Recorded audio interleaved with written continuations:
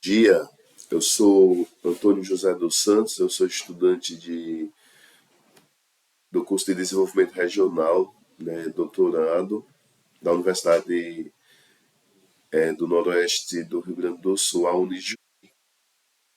Eu moro aqui na região amazônica, né? Sou do estado do Pará, faz fronteira com o estado do Amazonas, moro na região oeste. A cidade que eu resido é Faro, né? Uma cidade que está entre vários polos de mineração. Então, eu me inscrevi nesse segundo simpósio brasileiro de biogeografia, né, e eu estou trabalhando o tema de potencialidades e desafios em comunidades e populações tradicionais ribeirinhas na região amazônica. E o eixo temático que eu estou desenvolvendo é agroecologia e sistemas agroflorestais. Então, as potencialidades e desafios em comunidades de populações tradicionais ribeirinhas na região amazônica, esse material produzido nessa pesquisa, ela proporciona identificar, né, o potencial ambiental presente no maior bioma brasileiro, um ambiente que desperta a atenção de vários pesquisadores e turistas do mundo inteiro, um território que contempla grandes discussões no mundo em relação aos desastres ambientais e climáticos. Também a Amazônia é uma das peças-chave para o equilíbrio do clima global, da proteção da biodiversidade, da qualidade de vida humana, mesmo de quem vive longe. Né? Ela é o lar de inúmeras comunidades indígenas e populações tradicionais e ribeirinhas, que desempenham um papel fundamental na preservação da sustentabilidade desse sistema. Né? Então, dessa forma, os dados apresentam uma potencialidade e uma riqueza da região amazônica. Né? Portanto, a presença das populações tradicionais e ribeirinhas é muito marcante, né, em boa parte da Amazônia. Mas, mesmo assim, com essa expressão grandiosa dessas populações, o desmatamento a cada vez mais ele vem avançando. Então são várias razões a explorações de madeira ilegal, de urbanização, mineração e pesca predatória. Então existem várias formas e maneiras de destruição e remoção da floresta. A Amazônia ela apresenta um rico potencial do ponto de vista ambiental, natural e biológico. É nesse contexto que o estudo propõe mostrar potencialidades ambientais como forma de contribuir com as práticas do desenvolvimento sustentável na região do Baixo Amazonas, nas comunidades tradicionais de ribeirinhas. Então, a nossa pesquisa ela permite afirmar que as potencialidades ambientais para a conquista das práticas do desenvolvimento sustentável nas comunidades tradicionais e ribeirinhas do Baixo Amazonas, dos estados do Pará e do Amazonas, conta com uma riqueza cultural, social e econômica, o que oportuniza o cultivo na floresta e no bioma amazônico, o desenvolvimento sustentável na região. A nossa pesquisa ela parte do pressuposto de que a Amazônia é conhecida em nível mundial como uma das maiores florestas em pé do planeta, o maior bioma do Brasil, né, ocupando grande parte do território no país, um ambiente que desperta a atenção de vários pesquisadores e turistas, né, como citei anteriormente, do mundo inteiro. Nela há uma grande variedade de vidas, riquezas, que se estende além das terras brasileiras para ocupar também partes de países vizinhos, como Peru, Colômbia, Venezuela, Equador, Bolívia, as Guianas e o Suriname. A Amazônia Legal no Brasil ela compreende 9 estados brasileiros e parte dos estados de Amapá, Maranhão e Tocantins. Esses estados, além desses, são Acre, Amazonas, Maranhão, Mato Grosso, Pará, Rondônia, Roraima, Tocantins e uma parte do Piauí, do Nordeste brasileiro. É além dos limites geográficos da floresta tropical que frequentemente associamos à Amazônia, um território que contempla grandes discussões no mundo em relação aos desastres ambientais e climáticos. Papa Francisco, em sua carta encíclica Laudato Si, 2015, ele já alertava sobre o cuidado da casa comum, da importância de cuidar do planeta para evitar problemas climáticos no futuro. Então, a Laudato Si, ela diz o seguinte: mais de 50 anos atrás, quando o mundo estava oscilando sobre o fio de uma crise nuclear, o Santo Papa João XXIII escreveu uma encíclica na qual se limitava a rejeitar a guerra, mas quis transmitir uma proposta de paz, dirigiu sua mensagem, Pacem in Terris, a todo o mundo católico, mas acrescentava a todas as pessoas de boa vontade. Agora, à vista da deterioração global do ambiente, quero dirigir-me a cada pessoa que habita neste planeta. Na minha exortação Evangelii Gaudium, escrevi aos membros da Igreja, a fim de mobilizar para o processo de reforma missionária ainda presente. Nessa encíclica, pretendo especialmente entrar em diálogo com todos acerca da nossa casa comum.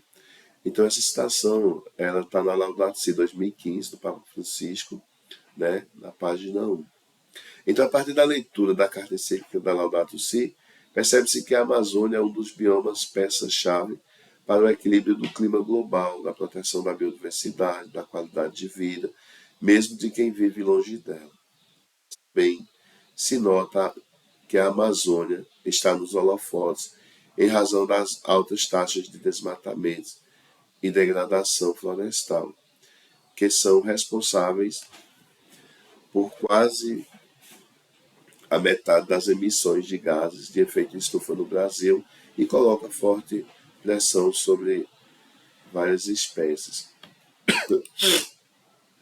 Já na carta encíclica Laudato Deum, em 2023, novamente Papa Francisco alerta para as mudanças climáticas e desastres ambientais, afirmando que, por muito que se tente negá-la, escondê-los, dissimulá-los ou relativizá-los, os sinais das mudanças climáticas impõem-se-nos de forma cada vez mais evidente. Ninguém pode ignorar que nos últimos anos temos assistido a fenômenos extremos, a períodos frequentes de calor anormal, seca e outros gemidos da terra, que são apenas algumas expressões palpáveis de uma doença silenciosa que nos afeta a todos.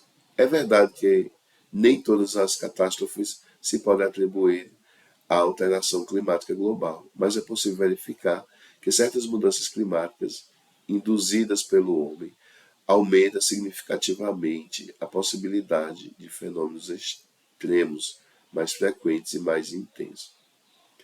Então o Papa ele já vem alertando, né, nas suas encíclicas, tanto a Laudato Si como a Laudato Dei, sobre os problemas, né, climáticos que vem acontecendo, né, no nosso planeta.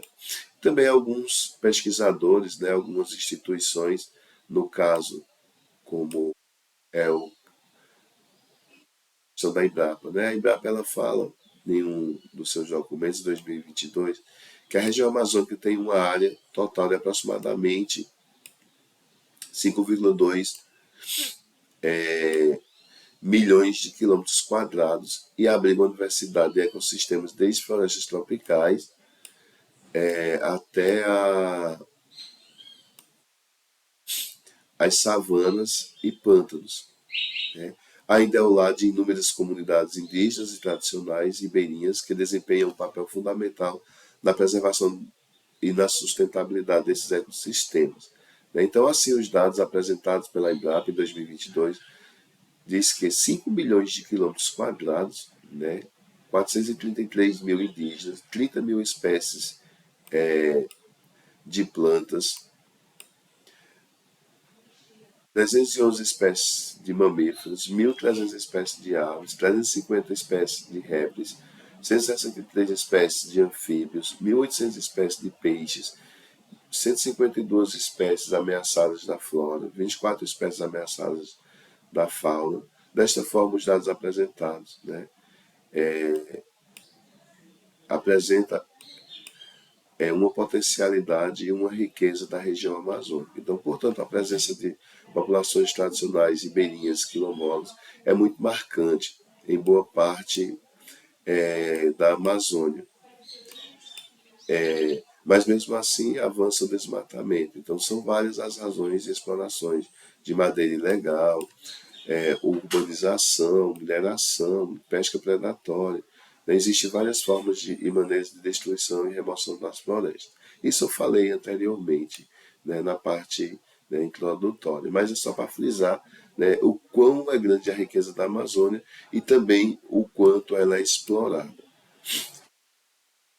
O processo de destruição ambiental da Amazônia aponta com urgência a necessidade de rever desculpa, práticas de agressão à natureza e encontrar caminhos de proteção dos ecossistemas em unidades de conservação, terras indígenas, populações tradicionais. Portanto, a contenção dos desmatamentos causados pela expansão das fronteiras agrícolas da mineração necessita da presença do Estado para controlar as agressões e apontar práticas de desenvolvimento sustentável, na qual se estabelecem relações sociais de preservação do meio ambiente, com qualidade de vida para as populações.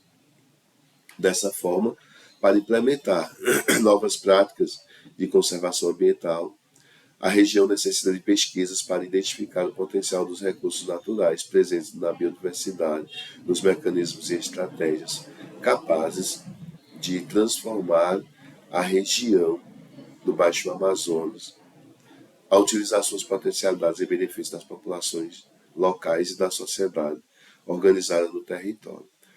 Um novo planejamento para criar métodos, mudar os modelos agropecuários que são predominantes na Amazônia. Então, a riqueza da Amazônia, né, apresenta um rico potencial do ponto de vista ambiental, natural e biológico. Há na região amazônica uma tradição de policultura integrada à floresta. Agricultores familiares, desculpa, apresentam um potencial no aumento da produção e resiliência do setor agrícola. O nosso referencial teórico, né, ele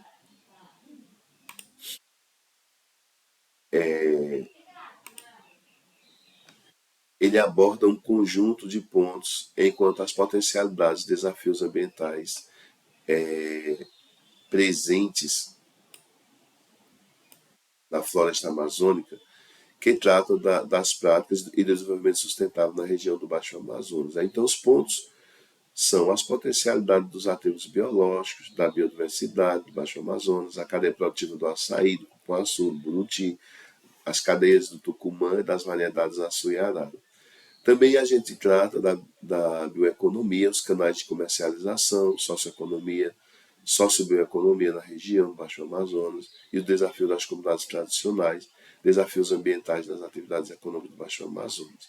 Então, portanto, se faz necessário apresentar uma melhor distribuição de renda dentro da cadeia de valor e remunerar adequadamente as famílias, as comunidades que vivem da agricultura na região. Para além, é necessário criar sistemas de realidade e certificação para serviços ambientais, políticas fiscais, políticas públicas para redistribuição de renda e também gerada de renda gerada pelos produtos. É necessário incluir tecnologia e ciência de inovação, de crédito, canal de comercialização, assistência técnica, desenvolver um sistema de banco de dados da cadeia de valor dos produtos. Então, as potencialidades dos ativos biológicos da biodiversidade do Baixo Amazonas, que isso é bastante presente na nossa região.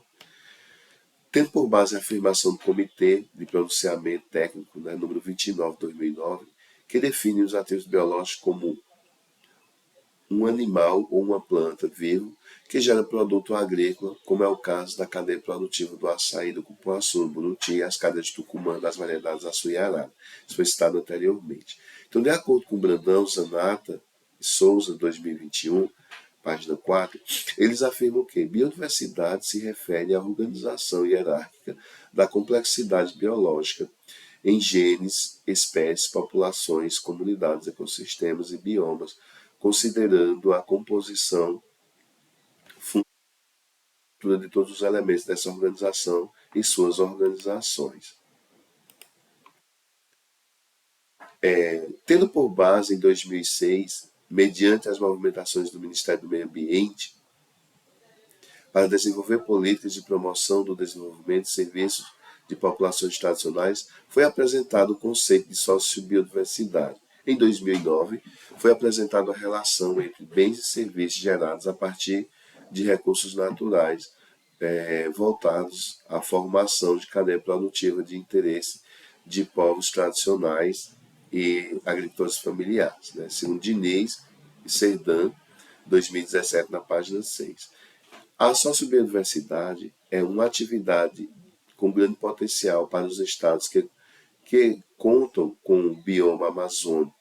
Uma ótima alternativa para a geração de renda, especialmente para os agricultores de economia familiar, para as comunidades ribeirinhas e populações tradicionais que habitam na região amazônica. Assim, a sociobiodiversidade é a introdução do homem no conceito de biodiversidade, que, segundo Nogueira, Salgado e Nascimento Júnior, 2005, página 4, eles dizem o seguinte, que totalidade dos recursos vivos ou biológicos e dos recursos genéticos e seus componentes tendo um potencial de uso econômico significativo, sendo base para as diversidades agrícolas, pecuárias, pesqueiras, florestais, bem como para a indústria, né, da biotecnologia. A Organização das Nações Unidas, ele diz que eles definem essa técnica para a agricultura, que é bioeconomia, vem sendo a produção e a utilização e conservação dos recursos biológicos, para além das produções que estão ligadas ao conhecimento relacionado à ciência e da tecnologia, né, que fornece serviços sustentáveis em todos os setores econômicos. Assim, a bioeconomia pode proporcionar soluções no campo da segurança alimentar, gerenciar os recursos naturais, reduzir as dependências dos combustíveis fósseis, promover as energias renováveis em um processo que necessita contar com os canais de comercialização. E aí nós temos alguns desafios nas atividades econômicas do Baixo Amazonas. Diante de tantas situações enfrentadas pelas populações tradicionais originárias e ribeirinhas da Amazônia, é de extrema necessidade valorizar as práticas utilizadas por essa população no Brasil. Os povos originários, as populações tradicionais e ribeirinhas, para além de conservar patrimônios culturais, nos ensina formas de viver, manejar e cuidar do meio ambiente. As pesquisas,